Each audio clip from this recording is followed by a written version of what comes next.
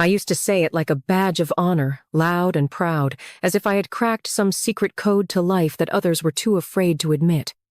Military wives shouldn't be expected to wait. I'd declare to my friends, rolling my eyes at the idea of a woman sitting around for months, sometimes years, waiting for a man who might never come back the same. I convinced myself that love wasn't meant to be a prison, that I deserved more than letters and phone calls and fleeting moments in between deployments.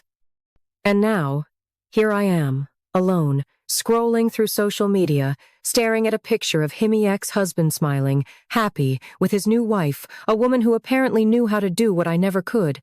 She waited. She loved him enough to wait. And now, she gets the version of him I'll never know. I met Ethan when we were both young, in that intoxicating phase of life where everything feels like a possibility. He had dreams of serving his country, and I had dreams of living freely, chasing experiences, refusing to be tied down by expectations. Maybe we should have known from the start that we were a bad match, but love has a way of making you ignore the signs. The long-distance calls, the rushed weekends together before he was sent away again, it felt romantic at first, like something out of a movie. But as time went on, I grew restless. I wanted more. I wanted someone physically present. Someone who could hold me at night, someone who didn't live half his life in places I couldn't even pronounce. I started rationalizing my choices. It's not cheating if I'm just living my life, I'd tell myself. It's not fair that I should have to put everything on hold while he's off playing hero. The justifications came easy because I surrounded myself with people who agreed. Friends who reinforced my beliefs, who laughed and nodded as I talked about how military wives were practically set up to fail, how the expectation was outdated and unrealistic. And so, I started living the way I wanted. Late nights, attention from other men, little flirtations that turned into something more. At first it was harmless, or so I told myself. Just distractions, just ways to pass the time.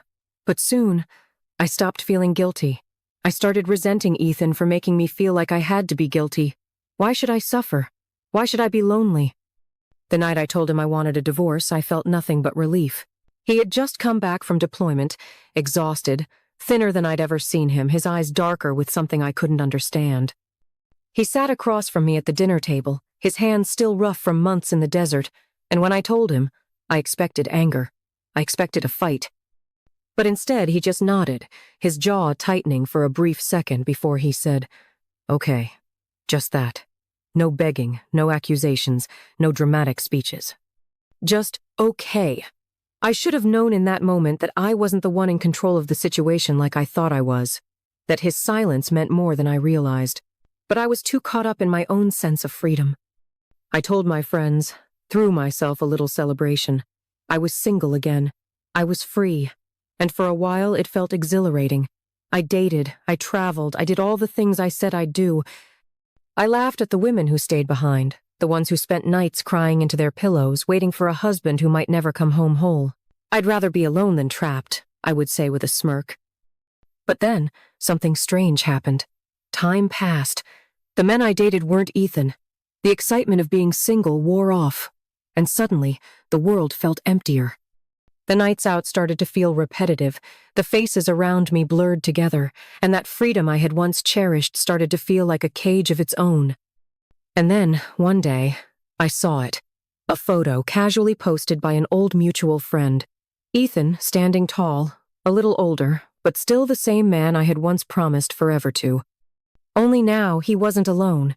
He was with her, a woman who looked at him with the kind of admiration I used to reserve for him. A woman who had been patient, who had waited, who had done everything I had been too proud to do. They were married, and she was glowing, and so was he. That's when it hit me, the weight of what I had thrown away. Not just a marriage, not just a man, but a love that had been real, a loyalty that I had mocked, a commitment that I had been too selfish to uphold. Ethan had been willing to fight for us, but I had been too busy convincing myself that waiting was a weakness, that love should be convenient, that sacrifice was only meant for fools. Now, I'm the one who waits. Not for him to come home, but for the past to stop haunting me. For the what-ifs to quiet down. For the regret to loosen its grip on my chest. But there's no coming back from this. He's moved on. He has someone who values him in a way I never did. And me? I have my freedom. The same freedom I once bragged about, the same freedom I thought would bring me happiness. Only now, it feels more like a punishment. A reminder that sometimes the thing we so desperately try to escape is the very thing we'll end up chasing for the rest of our lives.